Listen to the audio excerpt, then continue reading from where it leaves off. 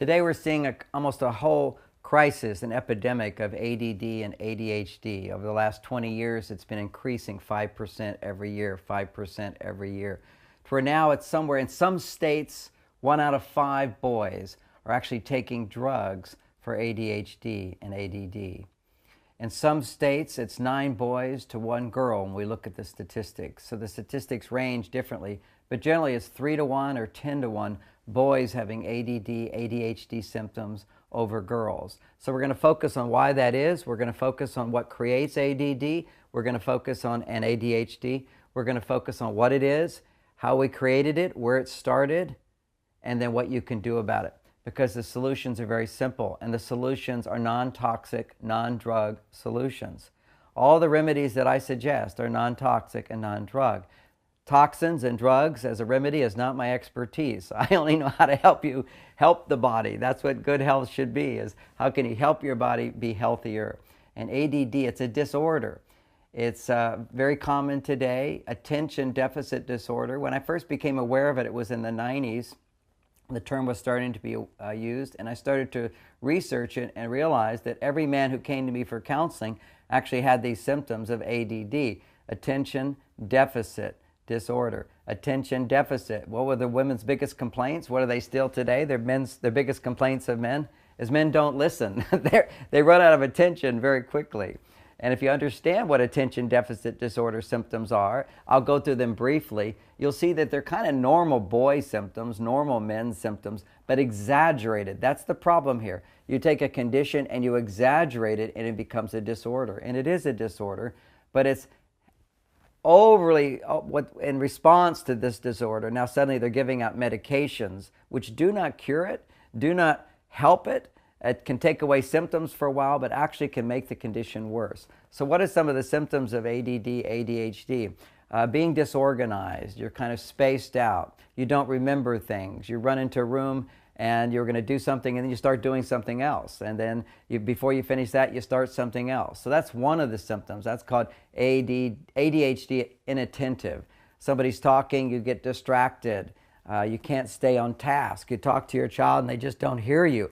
They're thinking about something else. You talk to your husband. He doesn't hear you because he's thinking about something else. Something else is gripping his mind and he can't take in what you have to say. Oppositional behavior, which is you try to change a child. No, I don't want to change from here to there. I resist change, wanting to stay with one thing. It's hyperfixity, hyperfocus. These are all hyper states of attention deficit disorder.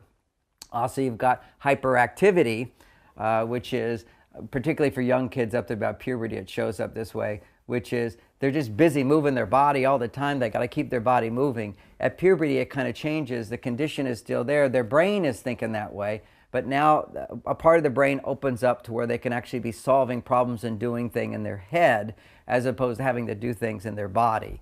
So these are kids that are hyperactive. Their bodies are twitching all the time. Another symptom most people don't realize that goes with ADD and ADHD is hypersensitivity. Kids that cry at the drop of a dime, kids that think about themselves, kids that are crying all the time. Hypersensitivity is also a state of ADD, ADHD. So in a sense, it's a hyper state, hyperactive, hypersensitive, hyperfocused, hyperfixed, hypercompulsive. You want to repeat the same things over and over and over. You don't want any change. So this is a state that shows up in a variety of different ways, and it's sort of been called a syndrome. But the reason you hook all these symptoms together is that there really is one cause for it all. And that one cause just shows up differently according to a child's temperament, according to a person's temperament. Some people, their temperament is more emotional. Some people, their temperament is more active. Some people, their temperament is more creative. So they like to think of new things, start new things. Some people, their temperament is to be more routine oriented, more compulsive. They want to just do this and do this and do this. They want to finish things. Some kids want to start things. So you get these different temperaments, and they're normal. Then you add a phenomena which is called inflammation in the brain. When you have inflammation in the brain, those natural tendencies become exaggerated. And that's what ADD and ADHD are. they don't know how to fix it. So what they do is they give you something that works somewhat for some kids, and that's called Ritalin, Adderall. These are drugs that are given to kids. And what we have to know, it doesn't cure the condition. In some cases, it improves symptoms quite wonderfully. But it doesn't cure the condition, and if you understand it more deeply, you see it makes the condition worse over time. What are these drugs? They're very similar to methamphetamines. They're speed. They stimulate a brain chemical called dopamine. And then suddenly a child begins to not need to take risks, for example, not need to have outbursts, not need to behave inappropriately to get attention, because those activities would normally stimulate dopamine. Now you're taking a drug to produce dopamine, and so the brain can behave more normally. So what we see is that inflammation in the brain inhibits dopamine function. Dopamine is the brain chemical that gives us pleasure and attention and focus and motivation, so we can stay put on one thing. We're not jumping all over the place. We're not having our body jumping all over the place. Even for a child who's emotionally upset, if you have plenty of dopamine, then suddenly you can hold things into perspective rather than just being on that one emotion and not being able to see the whole picture. So flexibility, adaptability, these are all aspects that happen when you have plenty of dopamine. A video game, for example, is like taking a dopamine drug. It stimulates the brain to make dopamine with danger, with bright colors, with sex, with food, with movement, with scoring, challenge. Challenge is your big dopamine stimulator. So ultimately, in a healthy child, the approval of your parents is the ultimate dopamine stimulator. You know how sometimes you say, okay, if you eat your vegetables, then you get dessert? Dessert is the motivator there, because dessert gives you a big burst of two brain chemicals, serotonin, which makes you happy and calm, and dopamine, which gives you a lot of pleasure and energy. So that child, you're using dessert, it's kind of like a little drug to motivate them. Ultimately, the best motivation is to please your parent. That will make me happy. This is the right thing to do. This is what we do as a family.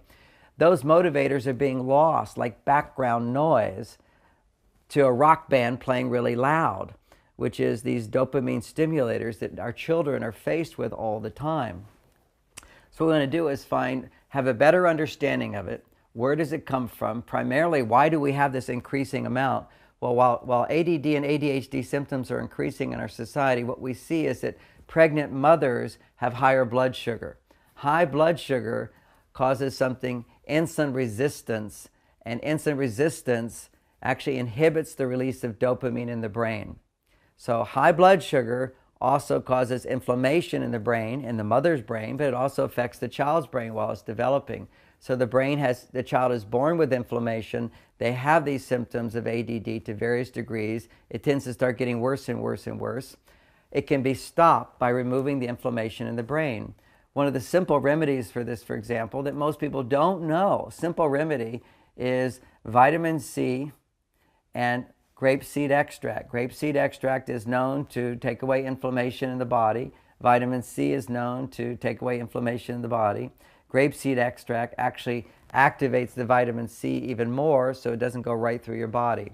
So research, double-blind studies have shown that 300 milligrams of grapeseed extract, 600 milligrams of vitamin C a day in children has reduced the symptoms of ADD and ADHD equal to Ritalin and Adderall. So at least with that remedy, you can get rid of all the prescription drugs and know that you're not hurting your child and you're giving your child a remedy.